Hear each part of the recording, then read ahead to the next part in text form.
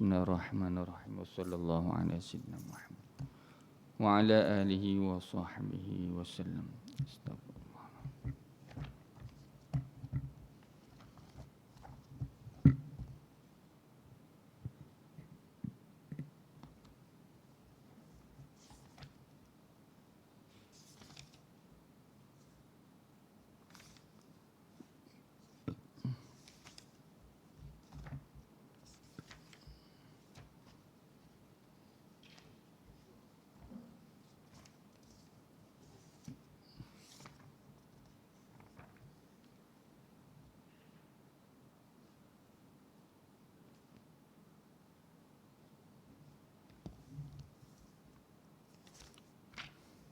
Bismillahirrahmanirrahim. A'udzu billahi minasyaitonir rajim. Bismillahirrahmanirrahim. Alhamdulillahi rabbil alamin. Wassalatu wassalamu ala asyrafil anbiya wal mursalin sayyidina wa nabiyina wa habibina syafi'ina wa dzukhrina wa maulana Muhammadinil Mustafa ibni Abdillah wa ala alihi wa ashabihi ajma'in. Subhanaka la ilma lana illa ma 'allamtana innaka antal alimul hakim. Rabbi shrah li sadri wa yassir li amri wa hlul 'uqdatam min lisani yafqahu qawli. Fafahamnaha Sulaiman wa kullan atayna hukman wa ilman wa sakharna ma'a Daudal jibalu sabbihna wa tayra wa kunna fa'ilin. Ya hayyu ya qayyum ya rabba Musa wa Harun wa ya rabba Ibrahim wa ya rabba Muhammadin sallallahu alaihi wasallam alaihim ajma'in. Allahumma rizqna al-fahma wal ilma wal hikmata wal aqla wal hifza bi rahmatika ya arhamar rahimin. Assalamualaikum warahmatullahi taala wabarakatuh. A'udzu billahi minasyaitonir rajim. Bismillahirrahmanirrahim. Muslimin dan muslimat, hadirin hadirat sidang jemaah yang dirahmati dikasihi oleh Allah Subhanahu wa taala. Alhamdulillah katsiran thayyiban mubarakan fih. Kita panjatkan kesyukuran terhadap Allah Subhanahu wa taala. Dengan limpah karunia daripada Allah Subhanahu wa taala dapat kita bersama-sama berkumpul bertemu pada pagi yang berbahagia ini. Setelah daripada kita beristirahat di malam hari, merehatkan tubuh badan kita setelah seharian kita bekerja berusaha, dengan rahmat Allah Subhanahu wa taala masih memberi kesempatan untuk kita meneruskan kehidupan kita di alam dunia ini dan masih lagi dibekalkan dengan segala panca indera. Kita masih boleh melihat, kita masih boleh mendengar, kita masih boleh memegang berjalan, perut kita masih boleh berfungsi untuk menghadamkan makanan, dan disertakan dengan taufik dan hidayah untuk kita mentaati perintah Allah pada setiap langkah kita.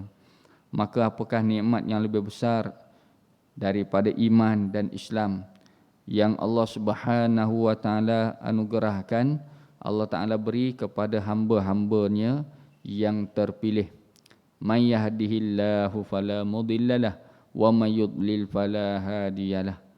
Barang siapa yang Allah taala kehendaki beri hidayah kepadanya, maka tiada kuasa, tiada zat yang boleh menegah, yang boleh menghalang hidayah itu dan memberi kesesatan. Dan bila mana Allah Subhanahu wa taala ingin menyesatkan seseorang, maka tiada suatu kuasa di atas dunia ini yang boleh memberi petunjuk kepadanya. Jadi kita syukur kepada Allah Subhanahu wa taala diberi kesihatan, keafiatan untuk kita membina kehidupan kita. Yang lebih utama lagi ialah bagaimana dengan nikmat yang Allah Ta'ala anugerahkan kepada kita ini, kita gunakan, jadikan satu kenderaan untuk kita sampai kepada akhirat dengan ibadat-ibadat yang kita pelajari, yang perlu kita amalkan. Wadhkuru ni'matallahi 'alaikum. Allah Ta'ala berfirman mengenai nikmat. Wadhkuru ni'matallahi 'alaikum, dan ingatlah sekalian kamu akan nikmat Allah terhadap kamu. Kena ingat. Makna kalau kira-kira kita kena hitung, kena tafakur, kena ingatkan apakah nikmat Allah Subhanahu wa taala yang Allah beri kepada kita. Sehat, lapang, beri keluarga, sebahagian ada pasangan, ada anak-anak, ada kenderaan penginapan yang selesa, kehidupan kita dalam keadaan aman. Allahu Akbar. Bagai-bagai nikmat Allah Ta'ala. Mudah-mudah kita boleh datang masjid, boleh dengar kuliah. Sebagian tempat menjadi kesukaran. Kita di Kelantan Masya Allah. Masya Allah. Tak boleh nak mengajar lagi. Di Kelantan tak boleh nak mengajar lagi. Dibenarkan untuk sembahyang berjemaah saja. Sekarang ni masjid surau belum dibuka untuk pengajian. Jadi tak boleh mendengar. Kalau kira-kira ada kelas, ada kuliah 5 minit pun kira bersalah, boleh kena saman. Tu kita hari ni Masya Allah. Dah diberi peluang, boleh kita mendengar, boleh kita hadir pengajian ilmu. Ni pun nikmat besar dah, Masya Allah. Jadi pagi yang berbahagia ni saya nak petik beberapa hadis daripada kitab Adabul Mufrad yang dikarang oleh Imam Al-Ghazali rahimahullahu ta'ala. Bismillahirrahmanirrahim. Wa bisanadil al-muttasil ila al-Imam al-Bukhari rahimahullahu ta'ala annahu qala an Abi Hurairah anna Rasulullah sallallahu alaihi wasallam qala idza sami'ta ar-rajula yaqulu halakan nasu fa huwa ahlakahum. Jadi Ismail yakni Imam Bukhari menceritakan kepada kami, ia berkata Malik menceritakan kepadaku dari Suhail bin Abi Saleh dari ayahnya iaitu dari Abu Hurairah. Mana riwayat ini daripada Abu Hurairah radhiyallahu ta'ala anhu bahawa Rasulullah sallallahu alaihi wasallam bersabda, idza sami'ta ar-rajula yaqul, apabila kamu mendengar, apabila engkau mendengar akan seorang laki-laki yaqulu, berkata laki-laki tersebut, halakan nasu fa huwa ahlakuhum, dia kata binasa dah manusia ni dah rosak, akhir zaman habis, punah dah manusia ni. Habis rosak, maknanya dalam kerosakan, kefasadan. Jadi bila dengar satu laki-laki berkata demikian, maka dia paling binasa di antara mereka. Fahuwa, maka dia tu ahlakuhum, ialah yang paling binasa, yang paling rosak daripada kalangan manusia. Tengok bagaimana. Kalau dikata manusia dah rosak, semua manusia ni rosak, dialah yang paling rosak. Mana? Tu maknanya ada tegahan menyatakan kebinasaan, halaknya manusia ni.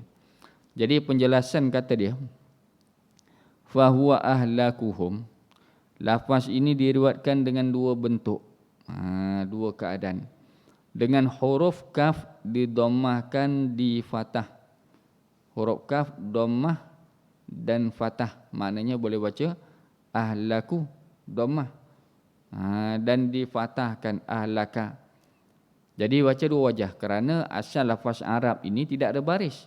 Tapi kalau nak dibacakan lafaz ahlaka tadi dua-dua sah. Tapi kita kena balik pandu kepada makna. Kita kata ja'a rajulun, tu tentulah kena baca dhammah kalau kita nak i'rab sebagai fa'il. Ja'a rajulun, telah datang oleh seorang laki-laki, rajulun kita baca dhammah kerana jadi fa'il, kerana ada fa'il, fa'il ja'a, fa'il madhi. Jadi tentulah bacaan i'rab kita begitu. Tapi pada lafaz ini ahlaka, ahlakuhum, dua-dua wajah boleh baca. Akan tetapi yang masyhur adalah huruf kaf didommahkan sehingga maknanya. Jadi kita baca kaf pada ahlaka tu, kita baca ahlaku dhammah supaya makna dia jadi yang paling binasa. Yang terlebih binasa daripada mereka itu ialah orang yang berkata manusia semua dah binasa. Dialah paling binasa. Sedangkan jika huruf dia patah, kalau dia baca dengan beratas, ahlaka, dia mengategorikan mereka sebagai orang-orang yang binasa. Maknanya telah membinasa ia akan mereka itu. Dua makna berbeza sekiranya berbeza baris. Jadi fahuwa ahlakuhum. Jadi manusia ni semua dah rosak. Habis satu dunia dia dah rosak, binasa dah. Umat akhir zaman ni dah rosak, kata dia. Maka fahuwa ahlaku, maka dialah yang paling rosak pada kalangan manusia tadi. Kalau baca ahlaku, dialah yang paling teruk sekali sebenarnya, orang yang berkata tadi. Tapi kalau baca ahlakahum, ahlaka, maknanya dia telah merosakkan, dia telah membinasakan akan yang lain. Dia sendiri yang menghukumkan rosak. Itu dua jalan pada i'rab lafaz ahlaku khabar pada fahuwa tu. Padahal hakikatnya kondisi mereka tidak sedemikian. Jadi yang masyhurnya kita baca ahlaku. Kandungan hadis ni maknanya di sini tegahan syarak, kadang-kadang menjadi terlancar mulut kita, ringan lidah kita. Kita pun mengucapkan manusia ni dah binasa dah. Jauh daripada agama, tak kenal Tuhan, rosak habis dah binasa umat. Itu sebut tengah daripada ucapan-ucapan, baik dalam ceramah, dalam tazkirah. Jadi maknanya perkara ini dijadikan satu ingatan. Jangan bermudah-mudah kita menyatakan kebinasan umat. Sebaliknya, Nabi ajar kita kena banyak sebut rahmat, rahmat, barakah, rahmat, barakat. Masuk rumahnya, Assalamualaikum. Masuk dalam rumah, berkat, berkat. Mari sini, duduk sini, berkat, rahmat. Makan berjemaah, rahmat, berkat. Nabi so banyak sangat ucapkan lafaz berkat, rahmat. Tu tengok. Tapi kita ni, kalau kita tak jaga jadi musibah, bencana, ataupun kita kata binasa, rosak dah semua ni, habis semua ni. Allahu Akbar. Jadi kadang-kadang ucapan kita ni sebagai satu bentuk doa yang kita tidak sedari. Sedangkan doa-doa ni ada masa-masa mustajab, ada waktu mustajab, ada tempat mustajab. Contoh waktu hujan lebat. Waktu hujan lebat ni lah kita kata macam-macam. Anak ni degil sungguh, apa tak dengar cakap ni, melawan ni. Tu tengok. Maknanya dia tu biasa perangai kanak-kanak, tapi kita kata degil betul kamu ni. Keras kepala. Hati batu dah kamu ni. Tu tengok. Dia tu biasa tak dengar, sekali-sekali tak dengar cakap mak ayah dia. Tapi dengan ucapan kita itu, kena pula waktu yang memang mustajab. Waktu doa yang, waktu hujan lebat. Jadi kita takut perkataan kita itu memang jadi doa yang dimakbulkan. Tu tengok. Kalau kita rosak dah manusia ni, maka ada di kalangan manusia ni yang soleh, yang baik. Tapi kita dah hukum rata semua rosak dah, tak ada dah. Nak cari orang-orang baik, orang-orang soleh. Itu dari segi ucapan manusia ni. Jadi menunjukkan kepada orang yang mengucapkan perkataan tersebut untuk merendahkan dan meremehkan orang lain, serta memandang dirinya lebih utama dan menjelekkan kondisi manusia ni. Itulah maknanya daripada hadis ini para ulama sepakat satu celaan, satu teguran daripada Nabi SAW yang Nabi tuju kepada al-qail, orang yang berkata, yang berucap mengenai keburukan orang ramai ni. Jadi dialah anggap dia paling baik. Manusia merosak dah, binasa-binasa. Kamu tu baik sangat ke? Kan? Kita yang cakap begitu ni, kita baik sangat ke? Cukuplah satu orang itu kalau dia mengetahui keburukan diri dia, kelemahan diri dia, untuk dia mengelakkan daripada mengatakan keburukan orang lain. Maknanya kita ni, sedap nak cakap buruk orang, aib orang. Ni tak pandai jaga anak. Yang ni malas ibadat. Yang ni bergaduh siang malam. Nampak keburukan saudara kita. Jadi kalau kita lihat, perhati, unzur ila nafsik. Kamu kena lihat pada diri kamu. Kalau kita perhati diri kita ni, masalah zahir dan batin kita ni, hati kita ni masih wujud sifat-sifat cela, masih ada ujub, berasa heran diri, masih ada takabur, berasa besar diri kita, masih ada hasad, tak senang nak lihat orang lain dalam bahagia, berjaya, tak senang hati. Maknanya ada sifat-sifat mazmumah dalam hati kita. Apa lagi yang zahir ni, semayang kita, ibadat kita pun kadang-kadang tak betul lagi. Kita pun bukan baik sangat dengan ahli keluarga, mak ayah kita kalau wujud lagi. Dapat tak kita menjaga hati mereka, mentaati mereka, adik-beradik, jiran, tetangga. Banyak perkara lagi kelemahan diri kita. Nampak tak? Nampak kita bagus, dah boleh buat amal.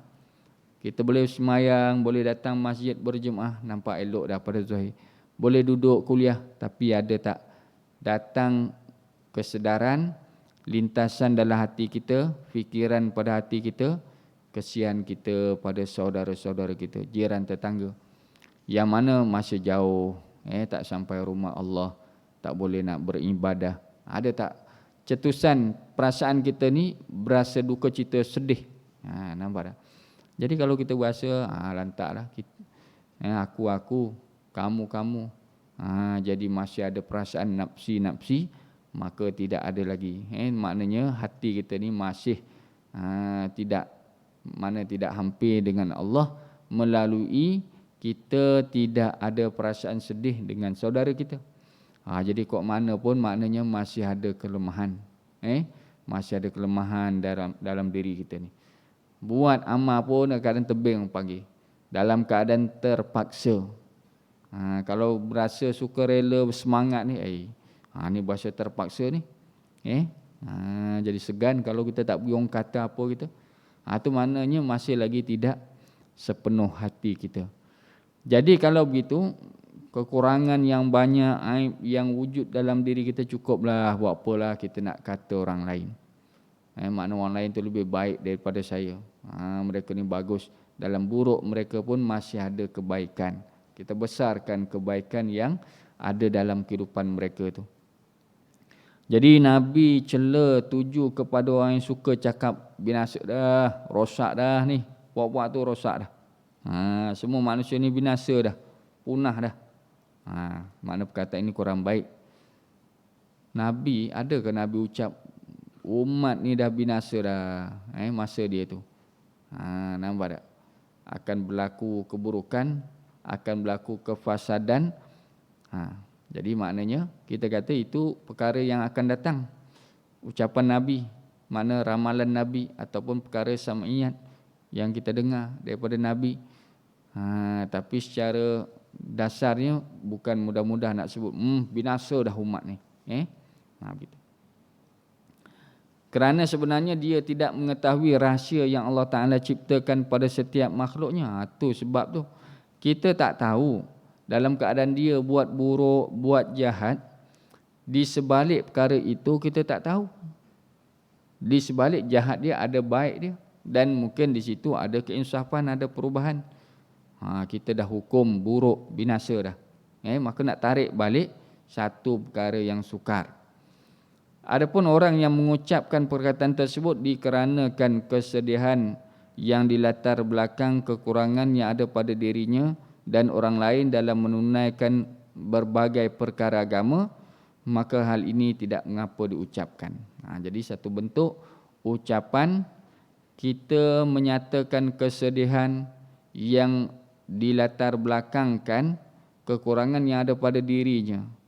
Jadi mana manusia ni jauh pada agama, kita insaf pada diri kita, kita balik rujuk pada diri kita. Kita tak dapat tunaikan hak-hak saudara kita, kita tak mampu nak menyampai, kita tak mampu untuk berkongsi, memberi penerangan. Itu balik kepada kekurangan yang ada pada dirinya dan orang lain dalam menunaikan pelbagai perkara agama, maka ini tidak mengapa. Itu makna bentuk perkataan yang boleh dan tidak boleh tegah. Sebaik-baik kita cakap yang baik sajalah. Kita lihat kebaikan. Memang ada keburukan di kalangan kita ni, di kalangan ahli jamaah, dalam rumah kita, Dia pejabat kita, ada keburukan nampak. Tapi jalan dia kita lihat kebaikan. Dan bila dah lihat, kita nak sebarkan kebaikan juga. Oh, si fulan tu bagus. Si fulan tu maknanya orang yang rajin. Ada juga malas dia tu. Maka kita ambil yang baik, kita sebarkan baik dan kita fikir yang baik, insya-Allah. Datang kebaikan dalam diri kita ni. Itu maknanya ada keburukan tu tapi kita buat tak peduli lah. Melainkan kalau lihat keburukan itu, kita usaha untuk memperbaiki, usaha untuk kita perbaikkan, tingkatkan. Tak apa. Kalau tidak, kita lihatlah kebaikan-kebaikan. Kalau bergaduh lah, kadang-kadang adik-beradik bergaduh. Kadang-kadang kalau telefon dalam grup WhatsApp pun bergaduh juga. Habis grup bergaduh. Semua isu nak bergaduh. Tu ada je isu. Maknanya kita nak bangkitkan, kita nak pertikai, ada. Kita ada hujah kita masing-masing. Tapi kalau kita nak berbalah tak selesai juga masalah. Kalau lihat keburukan pada saudara kita, kita ingat, dia pun ada kebaikan. Dalam banyak-banyak yang dia post tu ada juga. Kadang-kadang dia post doa, dia post nasihat-nasihat, ada juga tu. Jadi biarlah. Keburukan dia tu kalau kita mampu tegur untuk basmi bantras, tu terbaik. Tapi kalau tidak, kita diamlah. Dia ada kebaikan dia. Lama dia insaf lah. Tu keadaan dia. Qala, hadis kedua, wa bisanadil muttasil. Tajuknya jangan mengatakan tuan kepada orang munafik. Daripada Andi bin Abdullah mencerita kepada kami, ia berkata Muaz bin Hisham menceritakan kepada kami, ia berkata ayahku menceritakan kepadaku,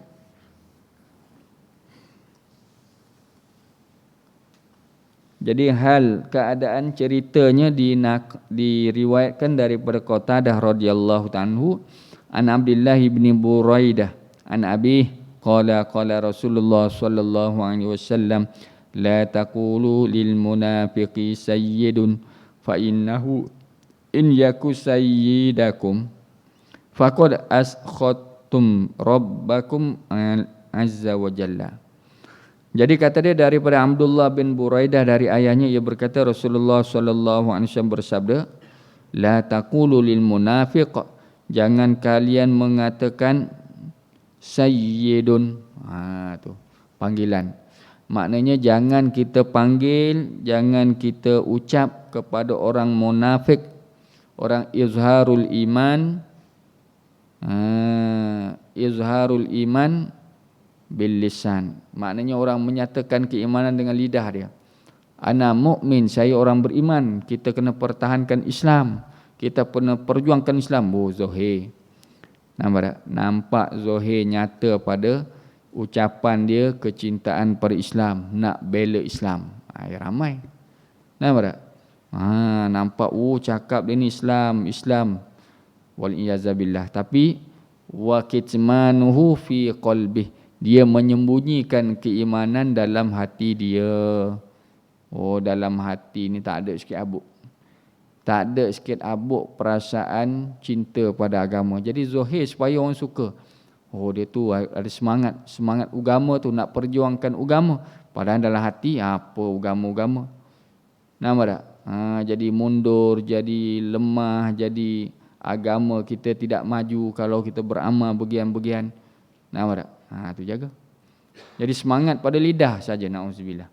Jadi kalau ada orang begini, kita kenal pasti, tu ciri-ciri kemunafikan.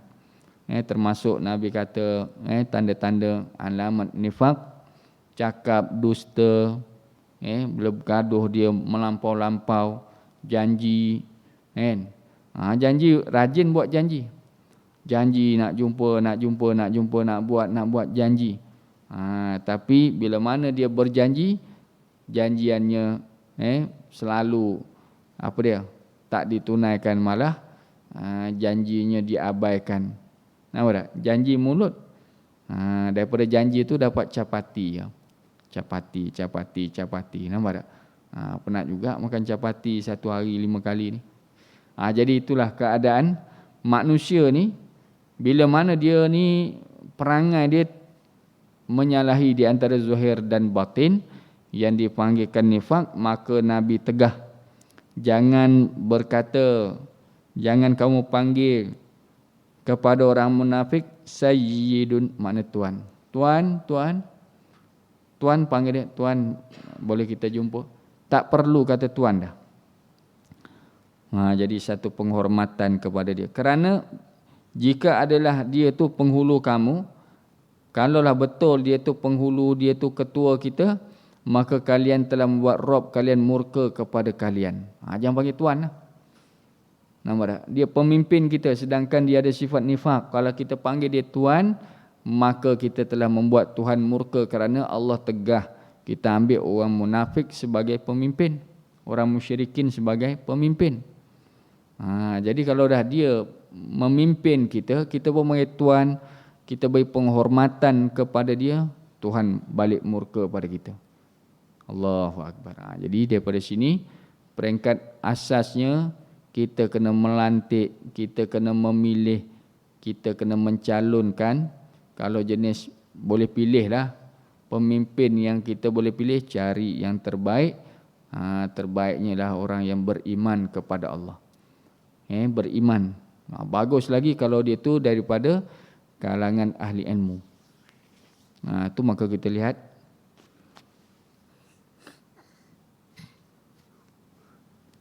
pemimpin dulu malah orang-orang yang berada di istana, semua di kalangan alim ulama, ahli ilmu, orang-orang yang warak. Tu nampak tak? Jadi maknanya mereka yang mentadbir, mereka yang mengaturkan perjalanan rakyat ni, jadi makmur, makmur, kerana yang dipimpin oleh orang-orang yang berilmu, orang-orang yang beragama. Allahu Akbar. Cuba dalam rumah kita lah. Sekarang ni alhamdulillah kita ni jenis semangat buat agama, Allah bagi taufik. Sebahagian kita ni dah melazimkan berjemaah. Kita pun dah ada dah amalan-amalan zikir, aurat kita terpelihara. Suasana agama dalam rumah kita, tilawah Quran, suasana. Maka terbentuklah bi'atud din, bi'atus salihah, suasana agama dalam rumah kita. Nampak tak?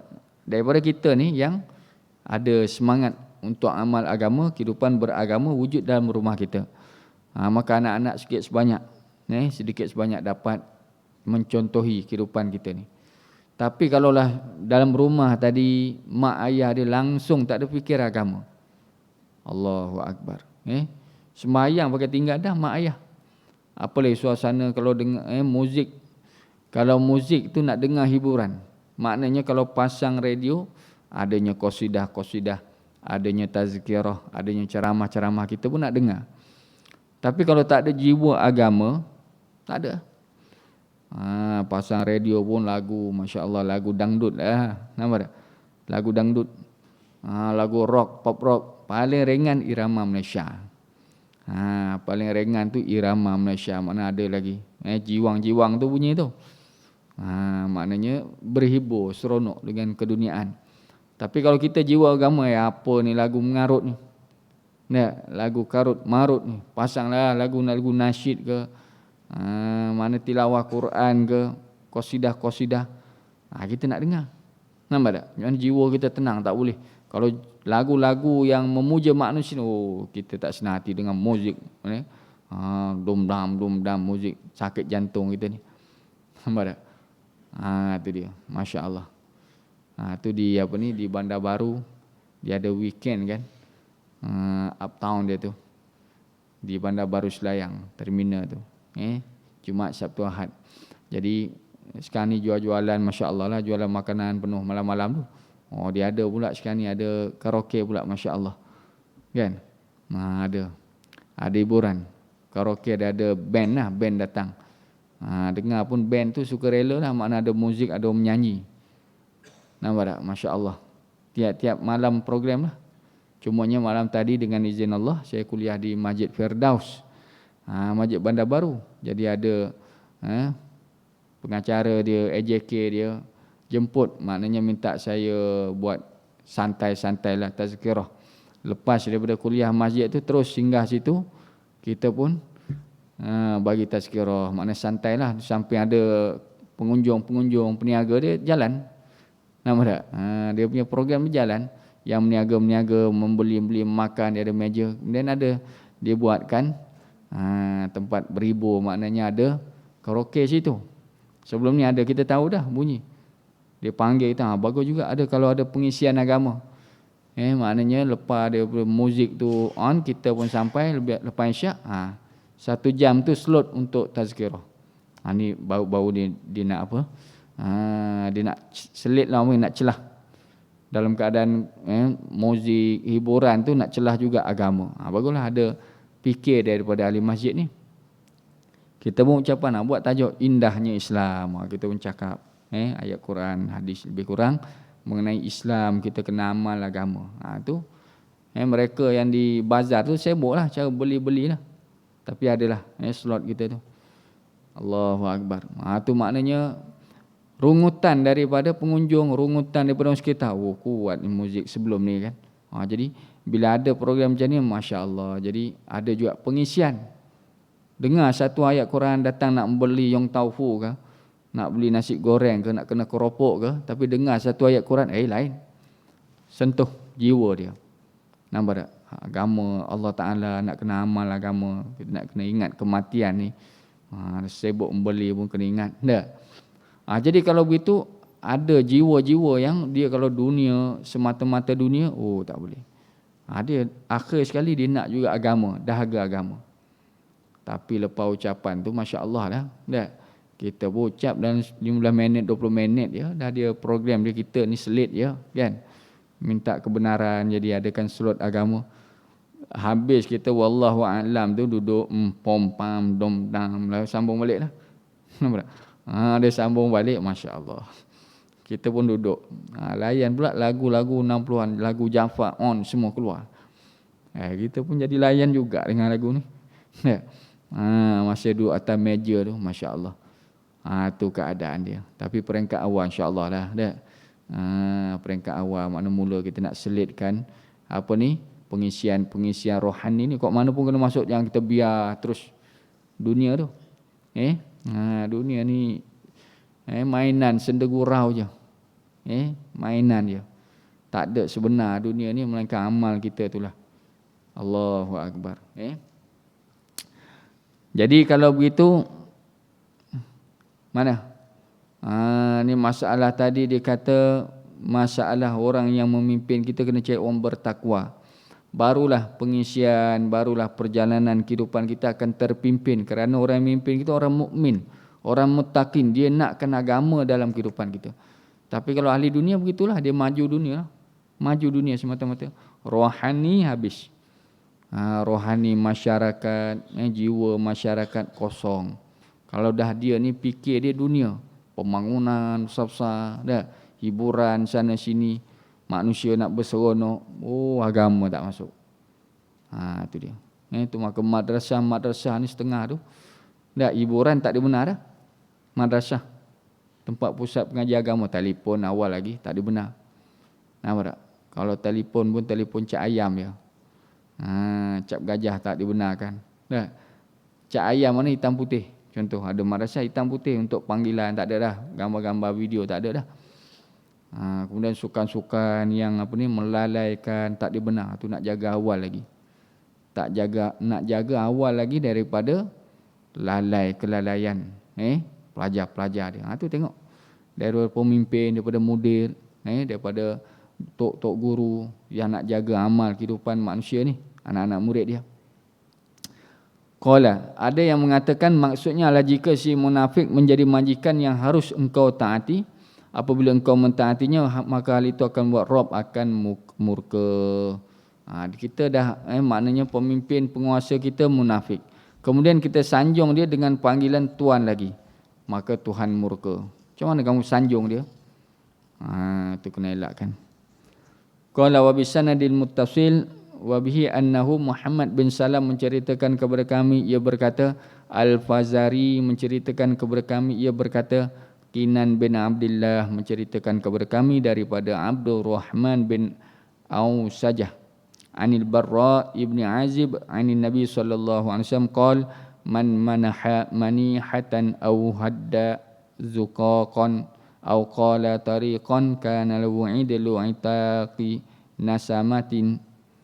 Dari Barra bin Azib dari Nabi sallallahu alaihi wasallam, beliau bersabda, barang siapa memberi satu pemberian yang bermanfaat, siapa-siapa buat pemberian yang manfaat atau menunjukkan gang atau ia berkata jalan, maka baginya pahala secara setara membebaskan seorang budak. Jadi siapa yang menunjuk satu jalan, menunjuk barang kebaikan, menunjuk jalan-jalan jalan-jalan kebaikan lah, mendampingkan diri kepada Allah, maka baginya sebanding dengan membebaskan seorang budak. Mana membebaskan seorang hamba. Kata dia pada mufradat dia al-manihah.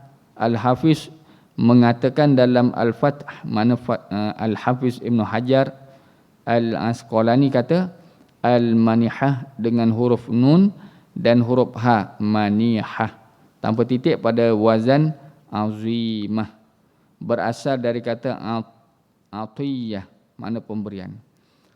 Abu Ubaidah mengatakan al-manihah di kalangan orang Arab memiliki dua sisi. Pertama, seorang memberikan sesuatu kepada sahabatnya untuk ia miliki. Kedua, ia memberi unta atau kambing yang bisa ia memanfaatkan susu dan bulunya, lalu beberapa waktu kemudian ia mengembalikannya. Dia beri unta, beri kambing yang boleh diambil manfaat pada binatang tadi daripada susu bulu dia, manfaat daripada binatang, lalu tak lama kemudian dia mengembalikan, pulangkan balik. Au hadda zuqaqa, dalam nihayah au zuqaq dengan huruf zai dhamma berarti tariq, jalan, yang dimaksud adalah orang yang menunjukkan jalan kepada orang buta atau orang tersesat. Itu makna kalangan kita ni. Kadang-kadang silap jalan, maka kita pun tunjuk jalan. Ini termasuk orang yang menunjuk kepada jalan yang benar, menuntun orang lain yang dalam kesesatan, maka bagi dia ganjaran sangat besar. Kadang kerja kita sikit je. Tuan, mana jalan sekian-sekian, tunjuk jalan tu. Sekian-sekian jalan. Ataupun orang dah tersesat dah, silap jalan, mana jalan ni? Tak, kita pun tunjuk sekian-sekian jalan. Besar tu. Maknanya memudahkan urusan orang-orang beriman, memudahkan urusan manusia ni, ganjaran. Simple je, 2-3 patah. Terus kona kanan. Tuan nak ke mana ni? Nak ke kedai sekian-sekian atau nak jumpa si fulan. Salah ni, bukan rumah sini, rumah di sana tu. Kita pun tunjuk jalan. Jadi dengan petunjuk kita tadi, dia pun sampai destinasi, boleh selesaikan urusan dia. Urusan dia tu Musa tu boleh selesai. Allahu Akbar. Maka dulu di mana? Kita kata baginya diberi ganjaran pada dia itaqi nasamah. Mana? Ganjaran dia disebutkan membebaskan seorang budak. Sisi kemiripannya adalah kerana keduanya merupakan salah satu bentuk perbuatan yang memberi manfaat kepada sesama makhluk dan berbuat baik kepada mereka, menunjuk, menuntun jalan, memimpin jalan. Tu orang sesat. Kalau kita tahulah, tak tahu buat, jangan buat-buat tahu. Tuan, mana ni jalan sekian-sekian? Saya pun orang luar ni. Saya pun baru sini, menginap sini, baru sewa, tapi saya rasa sana tu, terus sana tu, ujung sana. Sedaplah. Dia pun tak tahu apa, tapi bila kawan tu dah sesat, penat dah, habis minyak dah. Kita saya rasa sana tu, tuan terus kona kanan. Nampak tak? Kawan ni, insya-Allah try tak jumpa lagi. Minyak habis dah. Nampak tak? Kita tak tahu, cakap wallahu a'lam, saya minta maaf terus. Dia cek orang lain. Dah, ini orang dah sesat, lagi disesatkan, bukan disesat dah. Tu ini kalau jenis mulut yang okey, tak apalah, sabar. Mulut berat ni celaka punya orang tua ni. Dah, mana entah dihantar tak tahu, kita tambah jauh pula, naik highway pula dah sudah. Dah. Kona kanan kiri tu naik highway dah, sudah. Habis minyak lah jawapan dia. Berlaku sungguh. Kita pun kena berapa kali dah kena. Nampak dia tak tahu kona kanan, kona kiri sesat. Padahal rumah depan tu je. Dia tak kenal kawan tu nama dia. Betul dia baru duduk situ. Tapi dia boleh tunjuk lagi. Jom, tu sana-sana. Padahal rumah kawasan tu sampai dah kita destinasi. Tambah jauh. Allahu Akbar. Tu masalah lah. Jadi kalau kita tak jelas, jangan kita nyatakan. Yang terbaik lagi, kalau kita nak tunjuk jalan ni orang yang sesat, kita buat sedikit pengorbanan. Kita tahu dah rumah dia. Maka bila tahu dah orang ni orang jauh, orang tak tahu jalan, apa lagi kita buat sedikit pengorbanan. Mana? Saya tahu tu rumah dia tu sekian-sekian, tapi payah juga nak tunjuk ni. Masuk dalam kona lagi 2-3 kali kona. Orang tu dia mustahak dah, dia pun dah pusing jauh dah, lama dah pusing. Kita buat pun tak apalah, tuan ikut saya. Ni terbaik, masya-Allah. Ni terbaik ni. Tak apalah, tunggu nanti saya ikut saya naik motor. Tu paling bagus. Sampai depan ni rumah dia, terima kasih, masya-Allah. Masya-Allah, orang yang tunjuk jalan ni fadilat dia. Orang yang tunjuk jalan orang yang sesat ni, insya-Allah tidak akan sesat di akhirat. Di mahsyar tidak sesat. Dia pun akan dapat tuntunan. Kalau kita tak uzur, tak ada apa-apa masyaqqah, mana lapangkan masa kita lah. Tak apalah, jom ikut rumah saya. Kita pengalaman lah, kita banyak masjid-masjid lah. Kita kuliah setengah tu jemputan, setengah tu gantian. Bila ganti ni masjid yang tak pernah kita sampai. Nampak tak? Tak pernah kita tak pernah kita pergi, memang tak tahu jalan lah. Tambah dulu-dulu lagi tak guna telefon ni. Dapat panduan mana jalan. Jadi ustaz sampai sini, ustaz straight sikit kona, main mulut dia dalam telefon. Tempat tak pernah sampai. Kena setengah tu sampai Shah Alam, sampai Petaling, masya-Allah lah. Cuba. Berapa kali nak boleh jumpa tu tanya orang. Nampak tak? 3-4 orang, 2-3 orang kena tanya. Tapi dalam pengalaman kita, dalam ramai-ramai orang yang menunjuk jalan ni, ada juga, nampak tak? Ada juga yang sanggup buat pengorbanan. Jom ikut dia, masya-Allah. Kita pun rasa Allahu Akbar. Dan bukan kita memang tak tahu, kita orang luar, tak ada pengalaman tempat, tak pernah sampai, dia boleh tunjuk kita sampai depan masjid. Allah. Ini bantuan Allah Ta'ala ni. Kadang-kadang siapa yang tunjuk tahu? Yang tunjuk tu siapa? Yang tunjuk tu non-Muslim. Ini lagi Allah. Orang macam ni Allah Ta'ala hantar. Tanya orang Islam, dan setengah tak tahu. Orang luar kadang-kadang dia pun singgah jumpa kat kedai dia pun orang luar. Tak tahu lah surau masjid mana. Tapi bila setengah tu kita jumpa dekat traffic light. Masa tu lah kita naik motor, mudah motor. Tahu ni kawasan kampung ni sekian, kawasan ni sekian. Ramai non-Muslim. Kadang-kadang dia tunjuk kita, jom. Itu dalam tu masjid, masya-Allah. Tu bantuan Allah lah kita kata. Maknanya sifat dia tu nak menunjuk, kemudian yang benar lagi pula pengorbanan dia. Ada juga orang Islam, masya-Allah. Ada juga sahabat-sahabat saudara kita. Kadang-kadang kita pergi tu memang berbetulan dah. Dia pun kawasan dia dah. Kalau di Ampang, memang kawasan dia. Memang dia nak lalu situ. Kita ni dah tak tahu jalan dah dengan highway ni, dengan sibuk lagi, signboard pun tak ada. Ustaz ikut saya lah, ikut saya. Dia bawa. Memang dia nak lalu kawasan tu, mudah. Besar ni ganjaran ni. Kalau tidak kita pakai tak sampai, masa pun dah suntuk. Dah nak azan ni. Kena salah jalan, naik jalan tak ke mana. Jauh pula nak pusing. Allah. Jadi ganjaran dia besar ni. Maknanya kerja pun nampak simple je. Tolong-tolong tunjuk. Tapi ganjaran dia membebaskan seorang budak. Allahumma salli wa sallim wa barikan. Jadi kalau orang tersesat jalan, dengan makna kalau dia sesat pun dia akan boleh pusing jumpa balik. Nampak tak? Ada kenaan dia boleh kona balik, pusing balik, cari lagi. InsyaAllah dia akan jumpa juga. Tapi bagaimana hari ini kita menonton, memimpin orang yang tersesat daripada jalan hidayah, daripada kehidupan dia, terpesong, melencong, tersasar, meleset dah kehidupan dia daripada landasan agama. Jadi bagaimana satu orang yang memimpin masyarakat ni, memimpin umat untuk menuju kembali kepada jalan sebenar, jalan menuju kepada Allah. Ni besar lagi lah. Kan? Kalau dia sesat, tak binasa kehidupan dia, sesat atas dunia ni, tak jadi binasa, tidak jadi bencana kehidupan dia. Nampak tak? Silap-silap lewat sampai aja.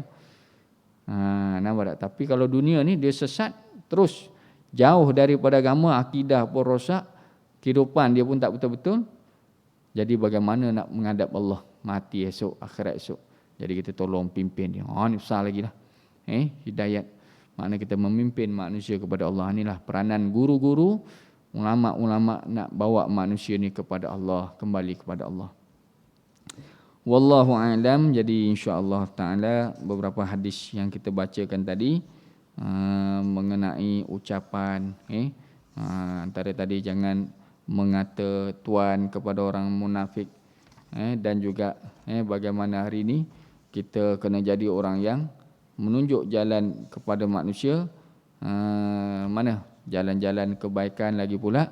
Begitu juga dengan menunjuk manusia yang tersesat jalan ni, yang betul-betul tersesat jalan pun kita tunjuk, buat sedikit pengorbanan. Dan jangan kita mengatakan manusia semua dah binasa, manusia semua dah rosak. Memang ada kerosakan, kebinasaan, tapi jangan mudah-mudah kita lontarkan ucapan tersebut kerana ditegah oleh Nabi SAW. Wallahu ta'ala alam. Mudah-mudahan beberapa hadis yang kita baca ini dapat pengajaran, dapat jadikan panduan pedoman dalam kehidupan kita, mudah-mudahan lebih terbaik, lebih baik daripada hari-hari sebelum, untuk kita mencari keredaan Allah Subhanahu wa taala. Wallahu ta'ala alam. Kita selawat sama-sama insya-Allah. Maulaya salli wa sallim daiman abada ala habibika khairi khalqi kullihim huwal habibul ladzi turja syafa'atuhu likulli hawlim minal ahwali muqtahami ya rabbi bil Mustafa balligh maqasidana waghfir lana ma madha ya wasi'al karami. Bismillahirrahmanirrahim. Alhamdulillah wassalatu wassalamu ala asyrafil anbiya'i wal mursalin wa ala washabihi ajmain. Allahumma ighfir lana dzunubana wa liwalidayna warhamhuma kama rabbayana shaghira wa jami'il muslimina wal muslimat bi rahmatika ya arhamar rahimin. Allahumma ja'alna minal muslimin wal mu'minin. Allahumma ja'alna minas shalihin wal muttaqin. Allahumma ja'alna minaz zahidin wal mujahidin wal mujtahidin. Allahumma ja'alna minas sabirin wasyakirin wal mukhlisin. Allahumma ja'alna minat tawwabin wa ja'alna minal mutatahhirin wa ja'alna min ibadikas salihin. Allahumma a'inna ala dzikrika wa syukrika wa husni ibadatik. Allahumma dafa' wasrif 'anna wa auladina wa dzurriyyatina wa aqaribina wa ahli jama'atina wa ahli wa jami'il muslimina wal muslimat al bala wal waba wal ghala wal amrad wa mautal faja'ah bi rahmatika ya arhamar rahimin. Allahumma dinna sajami'a, Allahumma dinna sajami'a, Allahumma dinna sajami'a, Allahumma dinna wa bina wa ja'alna sababa liman ihtada. Rabbana atina fid dunya hasanah wa fil akhirati hasanah wa qina azabannar. Wa sallallahu ala sayyidina Muhammad wa ala alihi wa sahbihi ajma'in. Subhana rabbika rabbil izzati amma yasifun. Wa salamun 'alal mursalin walhamdulillahi rabbil alamin. Taqabbalallahu minna wa minkum.